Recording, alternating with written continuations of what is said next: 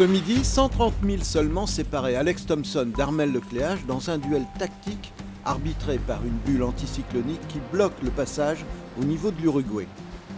Encore beaucoup de chemin à parcourir jusqu'au sable et l'objectif c'est de traverser l'anticyclone, de retrouver du vent, d'être au près dans quelques heures et puis ensuite on fera un petit peu le bilan dans une semaine à peu près, on verra ce qu'il en est à ce moment-là avec Alex.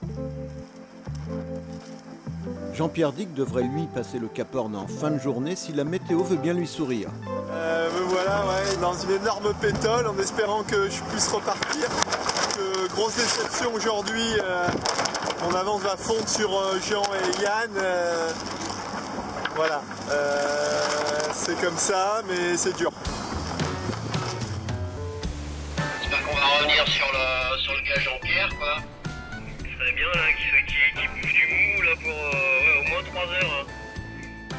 Ah bah ouais, ça c'est clair que bon, si on pouvait arriver pas trop loin derrière et que tu vois le système météo fasse que ça se pourrait. Hein.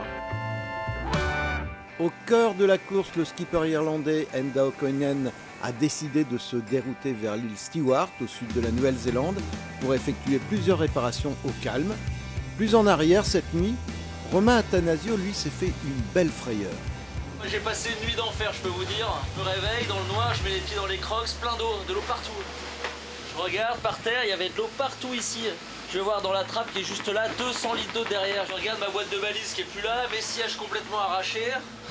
Je sors, la balise elle était dans le trou d'évacuation d'eau en train de le boucher, ça faisait un bouchon parfait. Donc j'enlève, je vide tout, je range tout, je rentre dans le bateau. Là le téléphone sonne, un coup de téléphone de la sécurité australienne qui m'appelle en disant vous avez déclenché votre balise, est-ce que ça va et tout, on vous envoie les secours. Je dis non, c'est une erreur, elle s'est ouverte toute seule. Donc là maintenant la valise elle est dans la cocotte minute. Bref, le délire quoi.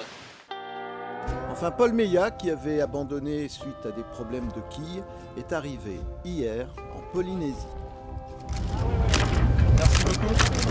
Merci beaucoup. Ce matin, j'étais encore tout seul.